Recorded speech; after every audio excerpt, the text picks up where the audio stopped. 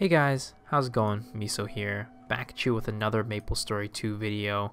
I know it's been a while, I apologize, but I've really just been so sucked into this game, so sucked into improving my character, that every night all I want to do and all I focus on is playing this game and doing my runs, playing to get my gear up, etc, etc. Now, I want to make this video because I see... Oh, before that actually, I apologize. I wanted to put some gameplay in the background of me running dungeons or whatever, but unfortunately, my ping got terrible in the past couple hours. If you look at the top right over here where my mouse is, my ping is super high and I can't do anything. Hopefully it gets better tomorrow, but it just got like that all of a sudden. So, on to the video.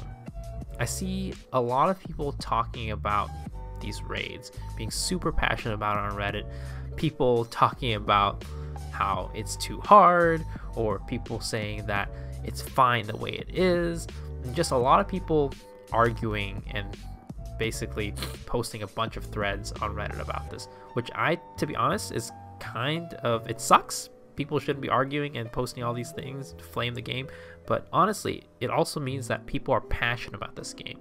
People really love this game and really want this game to be better so they can continue playing it, which is good. But one thing that I've seen pop up that I don't think people have addressed really specifically is that a lot of people are complaining that they can't even, well, there's a lot of people who complain that they can't clear the raids, but there's also a lot of people complaining that they can't get into a party without plus 14 or plus 15 weapons because a lot of these parties gate them. A lot of these parties are only recruiting people with plus 14 or plus 15 weapons and not taking anybody below that. And that's definitely true. There are a lot of parties, if you see in the world chat, if you see in the party finder, who are just thinking about plus 14, plus 15 weapons. But what I think is this shouldn't happen. What shouldn't happen is you not being able to get into a party because you don't have the correct upgrades on your weapons. And what I mean by that is that you should be able to get into a party because you should be making friends with other people. You should be making friends. You should be joining a guild with like-minded individuals who will help you progress. Now, I posted about this on Reddit earlier today, and this is kind of where this video stems from, but I really think that the key, the golden ticket to beating all endgame is just to make friends. Now, I'm a perfect example of this. So, my character has been stuck at plus 13 for quite a while, and that is definitely my fault. I unfortunately did not take advantage of the double drop weekend or double drop week because I thought that I had a plus 12 weapon. The recommended gear is plus 11 and plus 12, so I should be completely fine. And there are people in my guild who have plus 13, plus 14, plus 15 that can help me out as well. So that was my fault. And as you can see, I did not get the Balrog wings that I was trying to get instead of getting my weapons. But I also want you to notice that I have 3 pieces of legendary gear. How did that happen? I have a plus 13 weapon. I shouldn't be able to get into parties, right? Well, that's because I was able to join a group of friends. I was able to find a group of friends, join a guild with them, and progress with them. So shout outs to my guild Aegis, because what it is that's so special, and I feel like there are probably other guilds out there like this as well, but Aegis really focuses on the group. They don't focus on the individual. They don't focus on the people who are strong getting stronger. They want to help bring up everybody to the top, basically. So that's how I was able to get this, because I was able to be in this guild with people who are willing to help me out, willing to help me learn the mechanics to be able to do this content. And Salt also touched on this as well in his recent video, which I'll link below, but people just really need to stop focusing on themselves and think about what you can do as a group to improve. People joke about the community aspect of this game and how it's BS and how people don't actually interact with each other. Well, now's the time to interact with each other. This is where the community part comes in.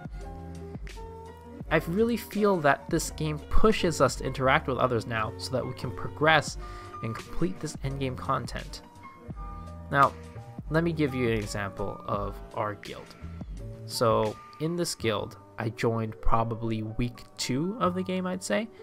And when I joined this guild, we were all just about maybe barely above fire dragon requirements. And we were still struggling to complete it with a decent time. But if you look at us now, pretty much all of us have cleared the raid. And we didn't clear it on day 1. We didn't clear it on day 2. We didn't clear it on day 3. We cleared it on about day 4. Oh, and there goes my game. But as I reconnect, we didn't clear it on these days that, you know, everybody's expecting to clear it at. We cleared it at day 4. We worked hard. We learned the mechanics together, and eventually we're able to do it together, not as a, you know, individual. Now, actually, the funny part is, my guildies might hate me for saying this, but there was a point in time where we actually got really frustrated, and we were talking about, you know what? Why don't we just create a super team where we get the top players in the guild and just run with them? And you know what ended up happening? They started banging their heads against this wall for 6 to 12 hours, not being able to complete this. And when we finally completed it, it was when we were just as a ragtag team of people who had been practicing for a while, and were finally able to do it. So that's what I think it's about. It's really about working together to gear up a group of like-minded individuals who are motivated to get better. And the reason why I'm telling you this story is because a lot of people think that the key to success right now, you know, is to find friends, right? But what they do is they look for these guilds that are all raid ready, who are like, all right, we need a requirement of this, this, this, and this, because those guilds are already at the point where they can clear the raids. So they're looking for people, additional people, strong people who can clear the raids as well. Now, that might not be the guild for you. Some people get lucky. They get into one of these guilds, they're able to fast track their way up to the top because these guilds carry them through these runs. But not everybody's like that. We weren't like that. We worked hard, we played from the beginning and worked our way up here. We spent the time and effort to get to where we were.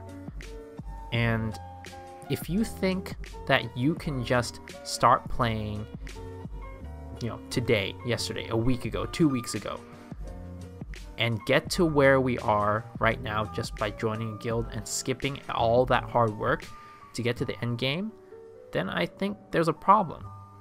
Because you should also be in that mindset where you think, okay, I'm here, I started playing 2 weeks ago, I need to work hard to get up to where everybody is, and not just think about, I need to join this top guild so we can complete this, I can complete this endgame content, even though my character's not ready.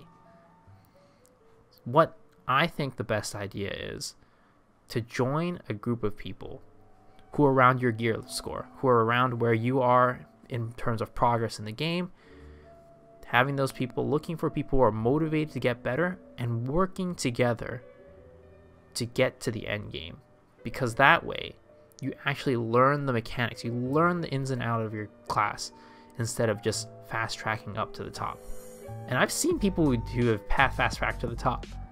And honestly, even me as a plus 13 weapon dude, I can do more damage than those people because they don't know the mechanics. They don't know the ins and outs of their characters. All that is they have higher numbers in terms of gear. And you can think about it as a team, like a team, right? In a sports team, you can't join the NBA from day 1, day 2, year 1, year 2. You can't just hop into the NBA just like that without any experience. Now, some people are prodigies and have connections or whatever, and probably it's possible.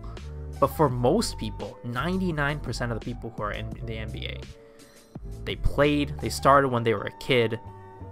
They worked hard every day, practicing every day, joined minor leagues, joined, college teams, whatever, and eventually they were able to work their way up to the NBA. That's exactly what I mean. You can't expect to go from noob to NBA in just a short period of time. You need to work your way up. You need to put in the effort to learn the game, learn the mechanics, and become, get to the NBA. You'll get there eventually if you work hard. And the best motivation to work hard and get there is to find a group of people who are like-minded individuals who are around your gear score, around your level of progress, and work hard with them together to move up. Now, you might say, okay, well, this game is gated by RNG. We're never going to be able to work our way up because we're just really unlucky people. But think about it this way. A guild has about 30 to 40 people on average, right? Out of those 30 to 40 people, there's definitely going to be 2, 3, 4 people who have those plus 14, plus 15 weapons, and those people are going to be able to help you run through these dungeons like they did, or these raids like they did for me. And it's not about getting carried or not. It's not about leeching. It's about learning. And if you think about sports teams again, not everybody's at an equal level. There are always going to be players who are better than others, who are more talented than others, who are stronger than others. And just because you aren't as strong or as talented as those players doesn't mean that you're not contributing to the team. It means that you're there, you're helping out, but also while helping out, you're learning and getting better to eventually, hopefully, become as strong as they are. And I really want you to take that to heart. It's really not about completing the raid on day 1, week 1, month 1. It really doesn't matter. That content's always going to be there. It's about making incremental upgrades to your gear and learning the mechanics so you can eventually clear these endgame content as a group and not as an individual. So I hope you guys are able to walk away from this video with a better mindset about how to basically progress in this game, because it's really sad to see so many people hit a wall and be like, I can't get past it, I'm just gonna quit the game, because there's so much past that wall and on the journey to get past that wall that I really think everybody should experience it. And it's also not something that's unique to Maplestory either. Every MMO at the end game will require you to put in the work to get to the end game and beat that end game content. So I hope you guys are a bit more motivated after watching this video. I hope you guys are going out with a mindset that you're gonna work hard to get to the end game. I hope you guys are going to walk away, go look for people that you want to play with, people who want to play with you, people who care about your progress, who are going to be there to help you through those times where you're stuck to progress the end game. Get out there, look for friends, look for a guild, join a Discord, get on voice chat, learn the mechanics, and beat that chaos raid. Thank you guys for watching this video. I hope it helped you in just a little bit in this negative landscape and climate, and hope it brought some positivity and helped remotivate you to get to that next level. Alright guys, have a great day, night, whatever time it is. I'll see you next time. Peace.